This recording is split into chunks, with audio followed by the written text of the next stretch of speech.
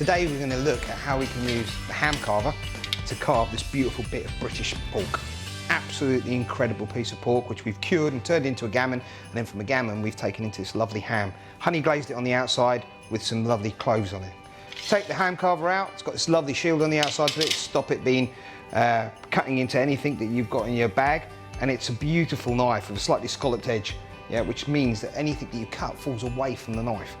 Now with this knife what we're going to do is basically take the face of the ham off, and the first thing is the knife just slices through slowly and easily without any effort.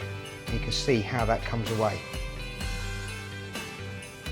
So let's take another slice. Hold the knife nice and firmly in your hand and just allow the knife to do the work and look at it fall away.